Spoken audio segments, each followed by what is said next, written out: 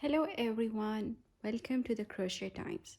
Today I wanted to show you how I attach these crochet doilies or crochet rings to this wooden ring. I have made this doily and you might think that this is a bit smaller in size, but it's not. It's very stretchable, and when we attach it you will see how it looks. So this is the last stitch I had made, this one.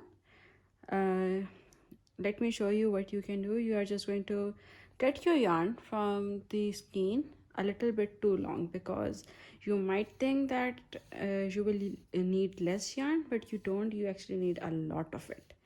So this is me roughly estimating it. You can just use the yarn and like measure it around the ring, the whole ring, 3 to 4 times, and that would be enough. So this was the last stitch. Now just pull it up so that all the yarn is pulled through this one and it's all nice and secure. For this method you will need a darning needle, and what I like to do is I like to use this threader so that it makes your life a bit easier, this threader. And I also like to use a bit thick needle. So you just insert it like this through the eye of the, let me show you. You just insert this threader through your needle eye like this, and then grab the end of your yarn like this, pull it through this, and then just pull through.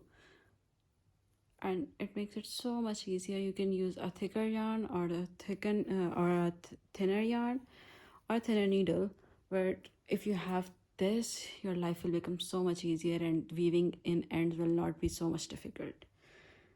So in this pattern I have like single crochet, single crochet. Let me show you up close.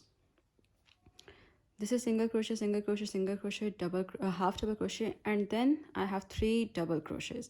So I'll be using this, and this to attach like all three of these from each segment to attach it to the ring. So to move my yarn from this place to this, I will just weave it in like this, nice and secure. So now it's in the third eye, right? Like this, like this. You can double it so that the length gets shorter, and like this. I'm just going to pull my yarn a little bit so that it is not that long to pull, like this.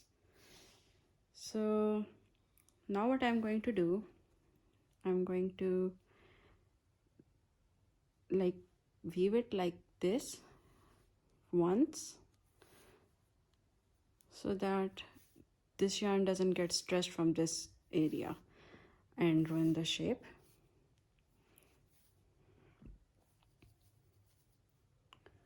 This will happen a lot because you are using longer thread, but if you don't use long thread you will have to attach it, and that's not good. So let me bring you a little bit closer so you can see what I do.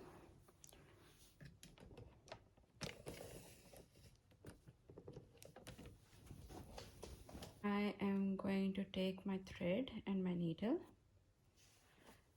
and I'm going to align it like this. All right, like this. So you're going to insert your needle around this loop like this, and then bring it to that first same stitch, and then just pull it up like this. I'm going to use 3 or rather 2 of these stitches from each leaf or each this segment, the first double crochet and the third double crochet, like this. So I'm going to skip this one and then attach to this one, the third one. So this is the yarn that is coming. I'm going to wrap it around the ring like this and insert my needle to the third stitch like this, and then just pull it up. It's a little bit tedious, but the end result is very beautiful.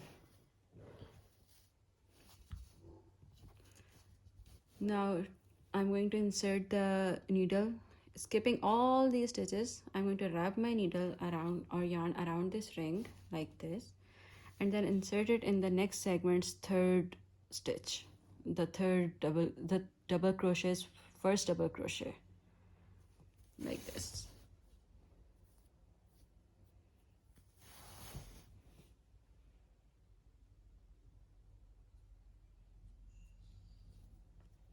If you like, you can use a little bit shorter yarn, but I like to use a bit longer yarn, because then I don't have to tie in the knots at the end and I don't have to worry about my yarn getting shorter. Since this process a little bit longer, so let me get back to you after I have attached the yarn to all these segments, and then I will show you how you can stretch it out. Let me be right back. So welcome back. You see that I'm on the last stitch, and I just wanted to show you what I do with the last stitch. Instead of ending this here, I'll just wrap it around till here so that it's nice and secure and even, like this. Now what you are going to do is you are going to start, this is the first stitch, right? Like this is the first stitch. So what you are going to do is start pulling this up and then move around the ring like this, and you are just going to pull the yarn through each and every stitch like this so that it becomes stretched, right? So like this. You're just going to go around the ring like this and pull each of the stitch right like this. And what this will do is it will help you stretch out your work and display it more beautifully. And you can also adjust the segments however you want. If there are too many at one area, you can just move it around like this and make it more even. So this process might be a bit tedious, but the end result is very beautiful and you will just love it. So just keep going around like this.